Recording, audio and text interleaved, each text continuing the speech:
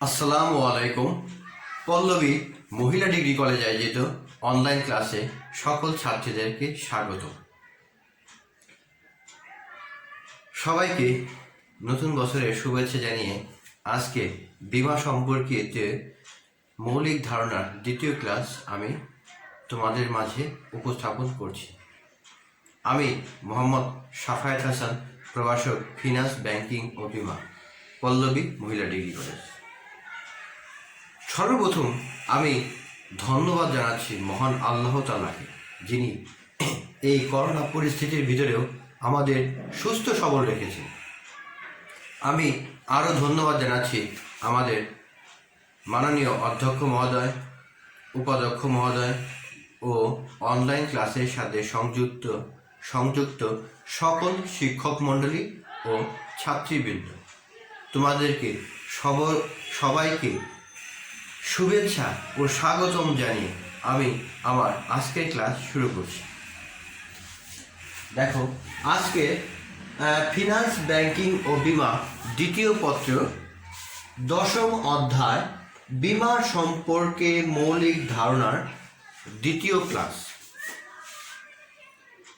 এই ক্লাসে আমরা আজকে খুব গুরুত্বপূর্ণ একটা বিষয় শিখব। গুরুত্বপূর্ণ কেন? কারণ প্রত্যেক বছর প্রত্যেক বোর্ডে এই অধ্যায় থেকে কোশ্চেন অবশ্যই তোমাদের বোর্ড এক্সামিনেশনে থাকে। তাই এই অধ্যায়টা খুবই গুরুত্বপূর্ণ।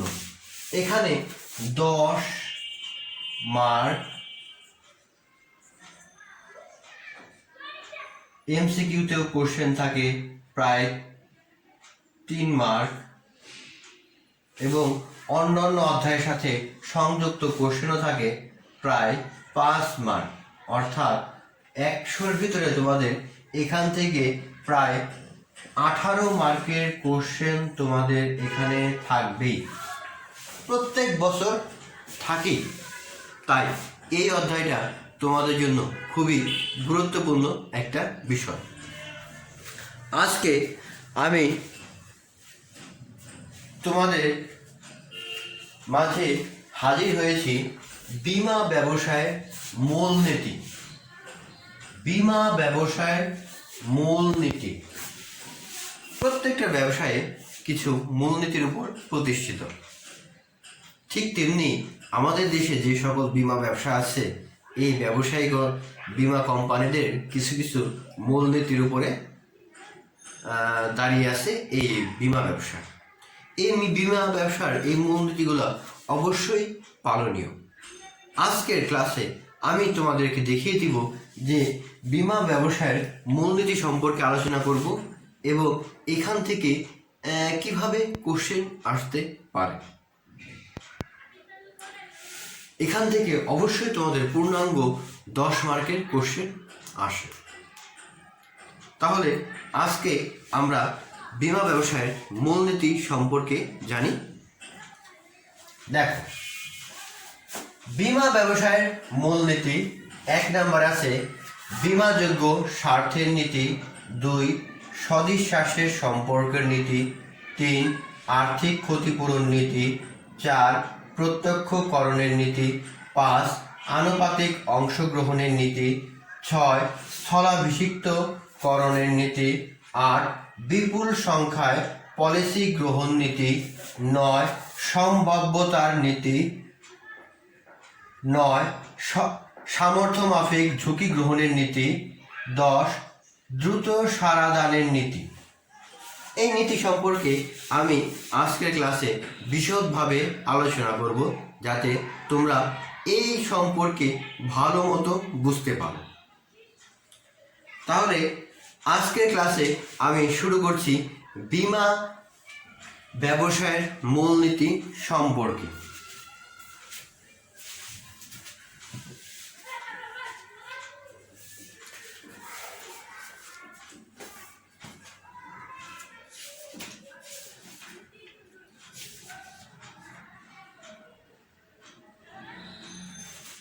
প্রথমে আসে, দেখো, বীমাযোগ্য স্বার্থের নীতি।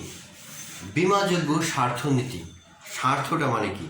প্রথমে আমাকে বুঝতে হবে স্বার্থ। স্বার্থ মানে যেটাতে আমি যে কাজ দ্বারা আমি সুবিধা পাব সেটাকেই স্বার্থ বলে, অর্থাৎ আমার সুবিধা পেতে হবে। বীমাযোগ্য স্বার্থনীতিটা হলো বীমাকৃত বিষয়বস্তুর উপর বীমাকারীর যে আর্থিক স্বার্থ বিদ্যমান তাকে বীমাযোগ্য স্বার্থের নীতি বলে। অর্থাৎ এখানে স্বার্থের ক্ষেত্রে অবশ্যই অর্থের পরিমাপটা উল্লেখ করতে হবে, কারণ অর্থের পরিমাপ যদি উল্লেখ না থাকে তাহলে বীমাযোগ্য স্বার্থটা সম্পূর্ণ পূরণ হয় না। দেখো, ঘোষ অ্যান্ড আগরওয়াল এই সম্পর্কে একটা মতবাদ দিয়েছে যে বীমাযোগ্য স্বার্থ হলো বীমার বিষয়বস্তুতে বীমা গৃহীতার এমন একটি আর্থিক স্বার্থ যার অস্তিত্বে ও নিরাপত্তায় সে আর্থিকভাবে লাভবান হয় এবং যা না থাকলে বিনষ্ট হলে আর্থিকভাবে ক্ষতিগ্রস্ত হয়। অর্থাৎ বীমাযোগ্য স্বার্থটা হলো বীমাকৃত বিষয়বস্তুর উপরে অবশ্যই বীমাকারীর আর্থিক স্বার্থ বিদ্যমান থাকতে হবে। যদি এখানে আর্থিক স্বার্থ বিদ্যমান না থাকে তাহলে এই বীমা চুক্তিটা বাতিল বলে গণ্য হবে। তাই এই বীমাযোগ্য স্বার্থটা খুবই গুরুত্বপূর্ণ একটা বিষয়। একটা উদাহরণের মাধ্যমে আমি বুঝিয়ে দিচ্ছি। যেমন আমি একটি বাড়ির মালিক, আমার ভাড়াটিয়া, তার এই বাড়ির উপরে কোনো বীমাযোগ্য স্বার্থ নাই। তাই আমার ভাড়াটিয়া চাইলে আমার বাড়ির উপরে কখনোই বীমা করতে পারবে না। কেন পারবে না? কারণ আমার ভাড়াটিয়ার কখনোই বীমাযোগ্য স্বার্থ বিদ্যমান নয়। আমার বাড়ির উপরে শুধুমাত্র আমারই বীমাযোগ্য স্বার্থ বিদ্যমান। এই স্বার্থের কারণে আমি চাইলেই আমার বাড়ির বীমা করতে পারব। তাহলে খুব সহজেই বুঝতে পারলাম বীমাযোগ্য স্বার্থ।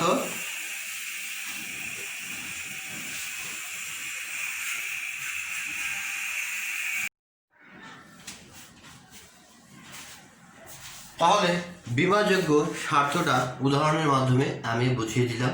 এখানে এই ধরনের টাইপের কোশ্চেন তোমাদের আসতে পারে যে মিস্টার এক্সে মিস্টার ওয়াই বাড়ি আনা, সে এই সম্পর্কে বা ভূমিকম্পের কথা মাথায় রেখে সে যখন বীমা কোম্পানির কাছে বীমা করতে গেল কিন্তু বীমা কোম্পানি তাকে গ্রহণ করলো না। এরূপ টাইপের একটা উদ্দীপক দিয়ে তোমাদের এই বীমাযোগ্য স্বার্থের নীতির কোশ্চেন আসতে পারে। 2 নাম্বার দেখো, সদিচ্ছাসের সম্পর্কের নীতি। সদিচ্ছাসের সম্পর্কের নীতি একটা খুবই গুরুত্বপূর্ণ নীতি। সদিচ্ছাসের সম্পর্কের নীতি হলো স্বেচ্ছায় বিশ্বাস। অর্থাৎ বীমা চুক্তিতে বীমাকারী ও বীমা গৃহীতার মধ্যে সদিচ্ছাসের সম্পর্ক প্রতিষ্ঠিত হয়। বীমা সদিচ্ছাসের সম্পর্ক বলতে বীমা সম্পর্কিত সকল গুরুত্বপূর্ণ তথ্য সঠিকভাবে উপস্থাপনের উভয় পক্ষ বাধ্যবাধকতা বোঝায়। Mister MN. মিশ্রার মতে, যে ইন্ডিয়ান রাইটার, এই ইন্ডিয়ান রাইটারের মতে বীমা হলো একটি পরম বিশ্বাসের চুক্তি যা এক পক্ষ স্বেচ্ছায় অন্য পক্ষকে তার সমস্ত কিছু বর্ণনা করবে, অপর পক্ষ তার সমস্ত কিছুই বর্ণনা করবে।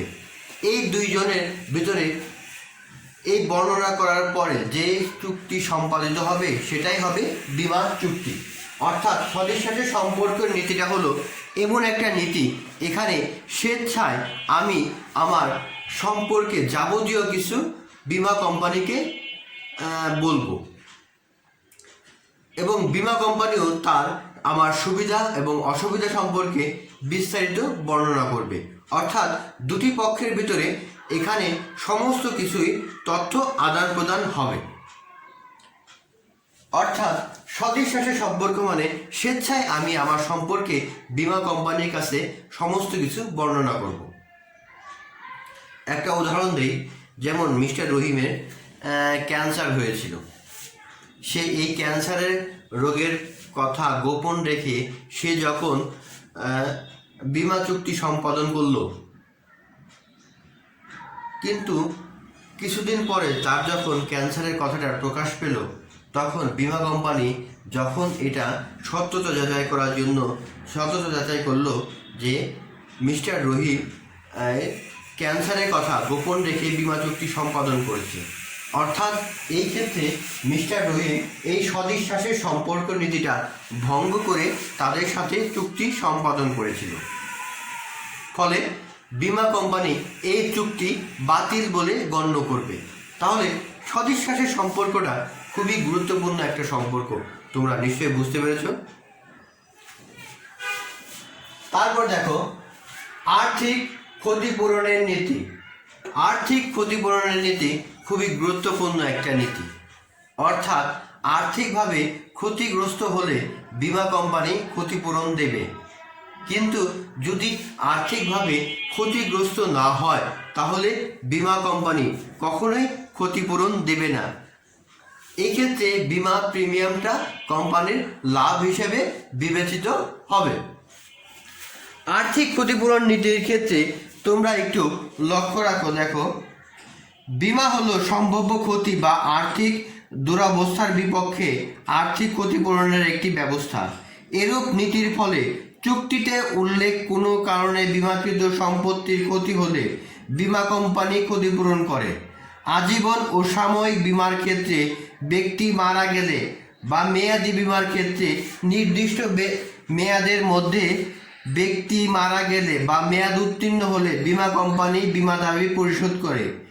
এরূপ ক্ষতিপূরণ বা অর্থ প্রদানের নিশ্চয়তা প্রদান করে জন্যই মানুষ তার সম্পত্তি ও জীবনের ঝুঁকি বীমা প্রতিষ্ঠানের উপর অর্পণ করে। অর্থাৎ বীমা দেখা গেছে যে নৌ বীমা, অগ্নি বীমা, জীবন বীমা এই প্রভৃতি ক্ষেত্রে আছে। জীবন বীমার ক্ষেত্রে আজীবন বীমার পলিসি যখন আমি গ্রহণ করব, তখন আমার মৃত্যুর পরে আমার যে নমিনি আছে, অর্থাৎ আমার যে উত্তরাধিকার আছে, তাদেরকে এই আর্থিক ক্ষতিপূরণ প্রদান করবে। কিন্তু নৌ বীমা এবং অগ্নি বীমার ক্ষেত্রে আমি যদি বীমা করি এবং আমার ওই সকল পণ্যের ক্ষতিগ্রস্ত হয়, তাহলে বীমা কোম্পানি আমাকে ক্ষতিপূরণ দেবে। যদি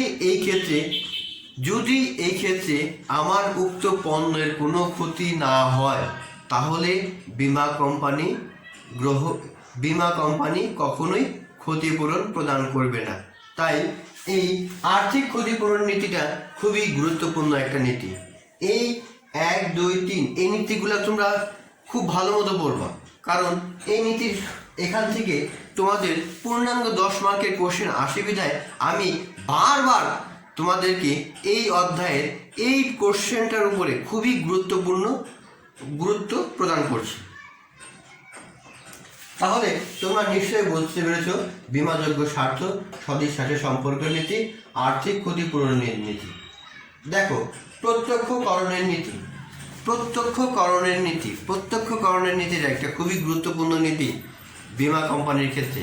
কারণ বীমা চুক্তিতে যে সকল কারণগুলো উল্লেখ থাকবে, শুধুমাত্র ওই সকল কারণে ক্ষতিগ্রস্ত হলে বীমা কোম্পানি ক্ষতিপূরণ প্রদান করবে। তোমরা একটু দেখো, প্রত্যক্ষকরণ নীতি। এরূপ নীতির মূল কথা হলো বীমা চুক্তিতে উল্লেখের কারণের সঙ্গে প্রত্যক্ষভাবে সম্পর্কিত এমন কিছুর ফলে বীমা বা সম্পত্তি হানি হলে বীমা কোম্পানি ক্ষতিপূরণ করে। তাই ক্ষতি হলে চুক্তিতে উল্লেখিত কোনো কারণে প্রত্যক্ষভাবে ক্ষতি হয়েছে কিনা তা কোম্পানি যাচাই করে। একটা উদাহরণ দেই। দেখো, একটি জাহাজ ধাক্কা বা সংঘর্ষজনিত কারণে বীমা করা হয়। জাহাজ অন্য জাহাজের সাথে ধাক্কা খায় এবং এর ফলে চরে আটকে যায়। কয়েকদিন আটকে থাকার এর কমলালেবু পচে নষ্ট হয়ে যায়। ধার্য করা হয় প্রত্যক্ষ কারণে নয়, পরোক্ষ কারণে ক্ষতি হয়েছে, তাই বীমা কোম্পানি ক্ষতিপূরণ দিতে বাধ্য নয়। অর্থাৎ বীমা চুক্তিতে যে সকল কারণ উল্লেখ থাকবে শুধুমাত্র সেই কারণে ক্ষতিপূরণ প্রদান করবে। একটু ভালো করে দেখো, তার মানে কি, আমি ইন্ডিয়া থেকে কমলা লেবু বাংলাদেশে নিয়ে আসতেছিলাম, মনে করো একটি জাহাজে করে ইন্ডিয়া থেকে কমলা লেবু আমি বাংলাদেশে নিয়ে আসতেছিলাম। জাহাজটা সমুদ্র পথে দিয়ে আসতেছে, তোমরা একটু কল্পনা করো। আসার আরেকটা জাহাজের সাথে ধাক্কা লেগে অথবা কোনো কারণে সামুদ্রিক যে চরগুলো আছে, বালু চরগুলো আছে, এই চরে আটকা পড়ে গেল। এখানে প্রায় 3 দিন বা 4 দিন আমার সময় নষ্ট হলো।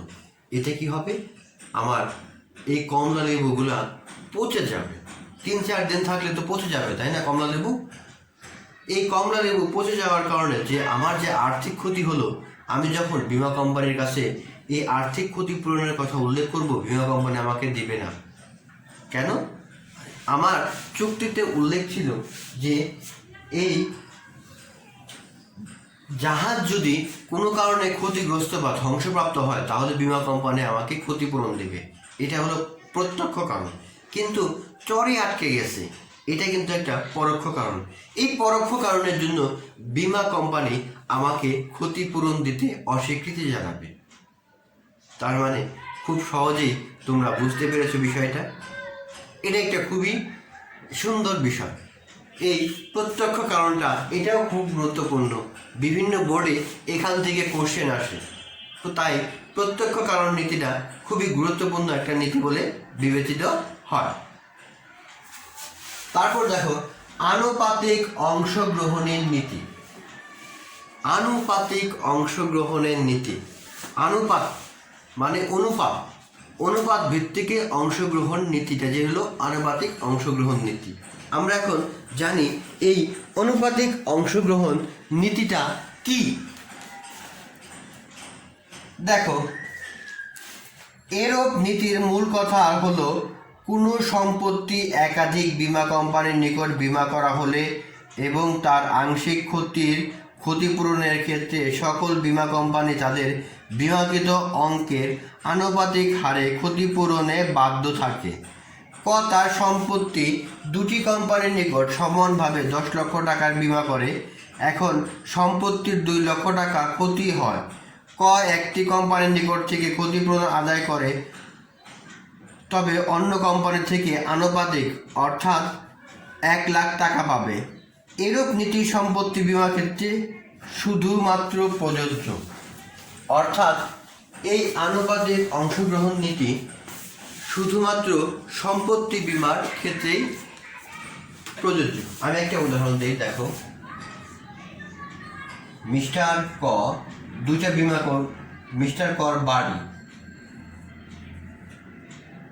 বাড়ি 2টা বীমা কোম্পানি, মেঘনা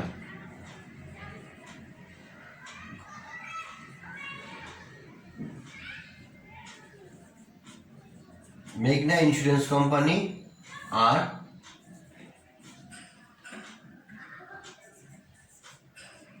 যমুনা ইন্স্যুরেন্স কোম্পানি, এই 2টা কোম্পানির নিকট মিস্টার ক তার বাড়ির প্রায় মনে করো 1 কোটি টাকা বীমা করলো। এখন এই বীমা করার পরে কিছুদিন পরে অগ্নিকাণ্ডের কারণে এখানে এই বাড়ির প্রায় ক্ষতি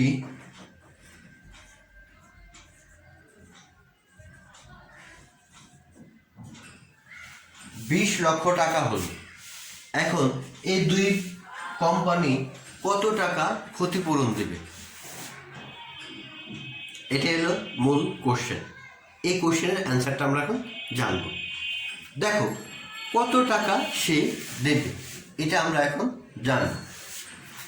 ক্ষতিপূরণ হিসাবে সে কত টাকা দেবে এটা আমরা এখন জানব। এই যে অনুপাতে, যদি অনুপাত হয়ে থাকে যে 50:50, তাহলে এই 20 লক্ষ টাকা 10 লক্ষ আর 10 লক্ষ এই দুই কোম্পানি ভাগ করে 10 লক্ষ দেবে। যদি বিমা করা থাকে যে 75:25, তার মানে কি মেঘনা কোম্পানি দেবে প্রায় 15 লক্ষ টাকা আর যমুনা কোম্পানি দেবে 25 লক্ষ টাকা। এইরকম যে অনুপাত ভিত্তিতে অংশগ্রহণ, এটাকেই বলা হয় আনুপাতিক অংশগ্রহণ নীতি। তাহলে তোমরা বুঝতে পেরেছ, এই আনুপাতিক অংশগ্রহণের নীতিটা সম্পর্কে ভালোই বুঝতে পেরেছ।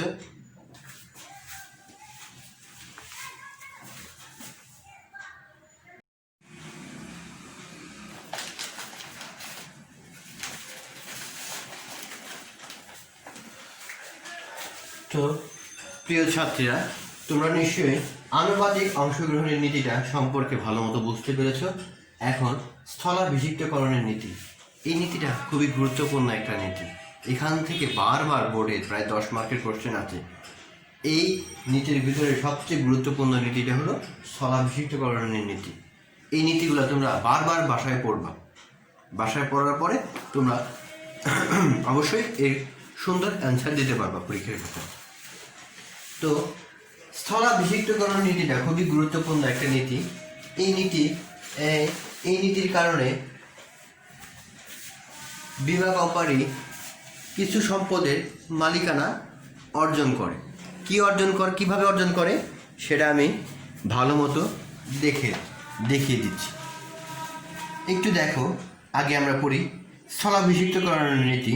সম্পত্তি বীমার বেলায় বিমাকৃত সম্পদের সম্পূর্ণ ক্ষতি হলে এবং বীমা কোম্পানি এর সম্পূর্ণ ক্ষতিপূরণ করলে উক্ত সম্পত্তির যা কিছু অবশিষ্ট থাকে বা এ সংক্রান্ত যদি কোনো আইনগত অধিকার থেকে থাকে, তবে তা বীমা কোম্পানি তার মালিক হয়।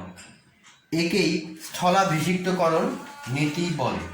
অর্থাৎ একজনের স্থলে এখানে আরেকজনের মালিকানা বর্তাবে। অর্থাৎ বীমা কোম্পানি, আমি একটি গোডাউনের,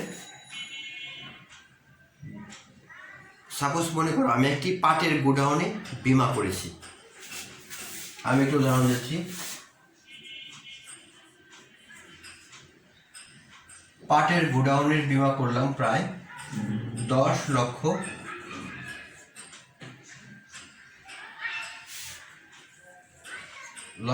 টাকা।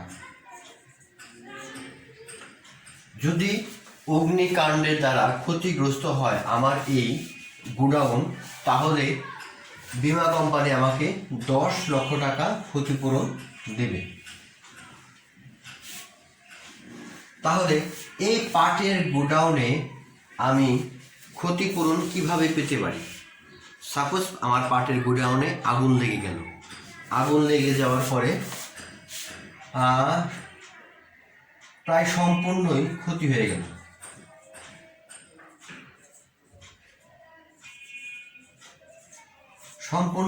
গেল। এই ক্ষেত্রে বীমা কোম্পানি আমাকে এই 10 লক্ষ টাকা ক্ষতিপূরণ প্রদান করবে। এখন সম্পূর্ণ ক্ষতির ভিতরে এখানে যে ছাই থাকবে প্লাস আধা পোড়া পার্ট যা কিছু অবশিষ্ট থাকবে, এর আইনগত অধিকার বীমা কোম্পানির উপরে বর্তাবে। কারণ বীমা কোম্পানি যখন আমাকে 10 লক্ষ টাকা দিয়ে দিবে, এর মালিকানা, অবশিষ্ট সম্পত্তির যে মালিকানা থাকবে, এই মালিকানাটা বীমা কোম্পানির উপরে বর্তাবে। এটাই হলো স্থলাভিষিক্তকরণের মূলনীতি। আমি আরেকটা উদাহরণ দিই এই স্থলাভিষিক্তকরণের নীতি, যা তোমাদের সহায়ক হবে। মনে করো আমি একটি নৌজাহাজ, তোমরা অবশ্যই নৌজাহাজগুলো ছিল, এই নৌজাহাজ একটা বীমা করা হয়েছিল। যাত্রাপথে সামুদ্রিক ঝড়ের কারণে এই জাহাজটা আটলান্টিক মহাসাগরে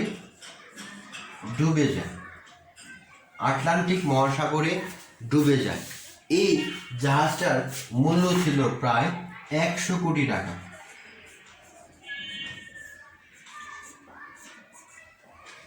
এখন বীমা কোম্পানি আসবে, আসার পর তদন্ত করবে, তদন্ত করার পরে যদি দেখে যে এই যে প্রত্যক্ষ কারণের কারণে এই জাহাজটা ডুবে গেছে, তার মানে কি আমি ক্ষতিপূরণ পাওয়ার যোগ্য। বীমা কোম্পানি যখন আমাকে এই 100 কোটি টাকা দিয়ে দিবে, বীমা কোম্পানি যখন আমাকে এই 100 কোটি টাকা দিয়ে দিবে, তখন কি হবে? এই যে ডুবে যাওয়া জাহাজটা, এই জাহাজটার মালিকানা বর্তাবে কার উপরে? বীমা কোম্পানির উপরে।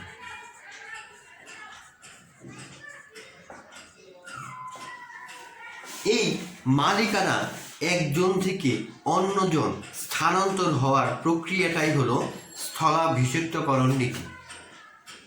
তাহলে আমার এই দুইটা উদাহরণের মাধ্যমে তোমরা ভালো মতোই বুঝতে পেরেছ। পরীক্ষা এই জাহাজ বা পাটের গুদাম বা বাড়ি বা অগ্নিকাণ্ডের কোনো কারখানার দিয়েই তোমাদের এই কোশ্চেন বা প্রশ্নটা আসতে পারে তোমাদের পরীক্ষার খাতা। তাহলে এটা খুবই গুরুত্বপূর্ণ একটা বিষয়। তোমরা নিশ্চয়ই ভালো মতো বুঝতে পেরেছো ছাত্রীরা।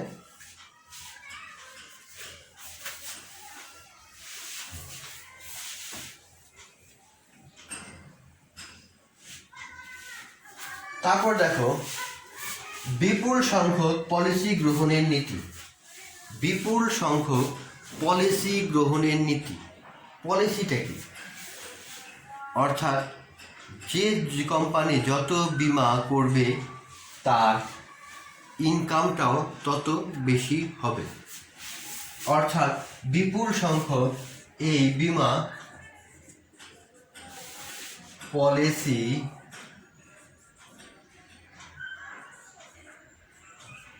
বিপুল সংখ্যক এই বীমা পলিসি গ্রহণ একটা বীমা কোম্পানির গুরুত্বপূর্ণ।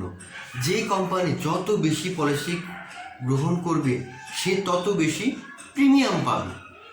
যে কোম্পানি যত বেশি প্রিমিয়াম আহরণ করবে তার লাভও বেশি হবে। সাপোজ একটা কোম্পানি যদি প্রায় 5 লক্ষ প্রিমিয়ামে 5 লক্ষ মানুষের কাছ থেকে টাকা সংগ্রহ করলো, তার মানে অনেক টাকা। সেখান থেকে যদি 2-4টা বা দেখা গেছে 10 থেকে 20টা যদি এই কোনো কারণে ক্ষতিগ্রস্ত হয়, তাহলে বীমা কোম্পানি খুব সহজেই ক্ষতিপূরণ দিতে পারবে। তার মানে বিপুল সংখ্যায় পলিসি গ্রহণ নীতিটা খুবই গুরুত্বপূর্ণ একটা নীতি বলে বিবেচিত হয়। আশা করি তোমরা ভালো মতো এটা বুঝতেই পেরেছ। তারপর দেখো সম্ভাব্যতার নীতি।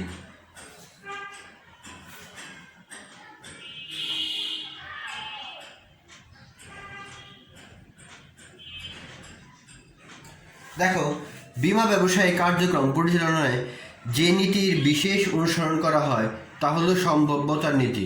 কোন ঝুঁকির ক্ষেত্রে দায় উদ্বেগ হলে সম্ভাবনা কতটুক বীমা কোম্পানি তার দীর্ঘদিনের অভিজ্ঞতা ও পর্যবেক্ষণের আলোকে বিশেষভাবে মূল্যায়ন করে। এর ভিতরে প্রিমিয়াম হার নির্ধারণ এবং ঝুঁকি গ্রহণ করা হবে কিনা তার সিদ্ধান্ত নেওয়া হয়। দায় মূল্যায়নের ক্ষেত্রে অ্যাকচুয়ালিদের সহায়তা নেওয়া হয়, যারা সম্ভাবনার নীতিকে বিবেচনা নিয়ে তা করে থাকে।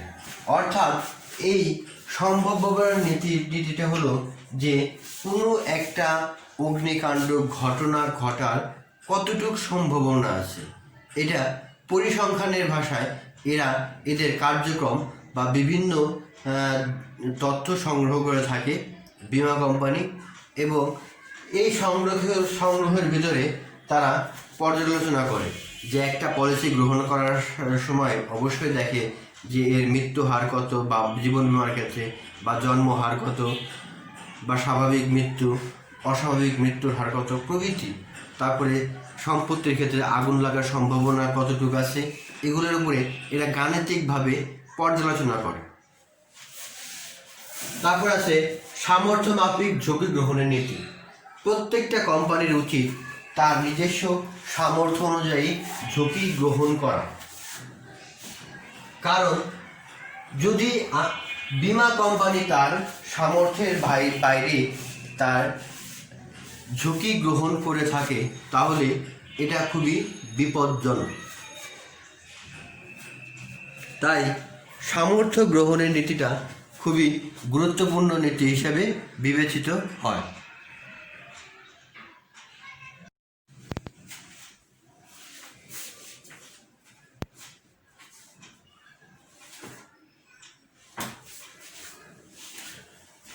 এখন সামর্থ্য মাফিক ঝুঁকি গ্রহণের নীতি।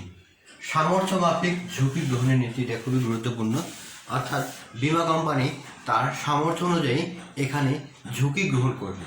অর্থাৎ যে বীমা কোম্পানি কীরূপ সামর্থ্যের উপর ঝুঁকি বীমা গ্রহণ করবে তা আমি একটা সুন্দর উদাহরণের মাধ্যমে তোমাদেরকে বুঝিয়ে দিচ্ছি। দেখো, মেঘনা ইন্স্যুরেন্স তার পরিশোধিত মূলধন আছে 100 কোটি টাকা মূলধন। তার মূলধন কত? 100 কোটি টাকা। কিন্তু সে ঝুঁকি গ্রহণ করেছে প্রায় 200 কোটি টাকা। এতে কি হবে যে কোম্পানি যদি প্রায় 200 কোটি টাকার বা 120 কোটি টাকার কারো ক্ষতিপূরণ প্রদান করতে হয়, তাহলে কি হবে? এই মেঘনা কোম্পানি লিমিটেড প্রায় দেউলিয়া হয়ে যাবে। তার কোম্পানি বিক্রি করে তাকে এই অর্থ পরিশোধ করতে হবে। ফলে কি দাঁড়ায়?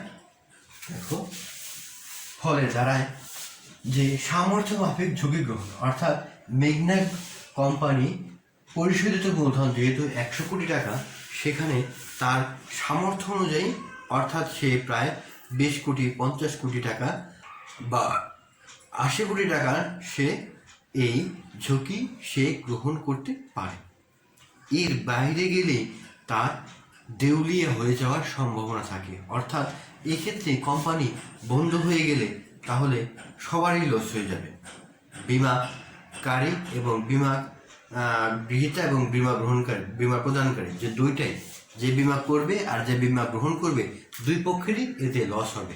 তাই এই সামর্থ্য মাফিক ঝুঁকি গ্রহণ নীতিটা খুবই গুরুত্বপূর্ণ বিষয় বলে বিবেচিত হয়। তারপর দেখো, দ্রুত সারাদানের নীতিটা খুবই গুরুত্বপূর্ণ একটা নীতি।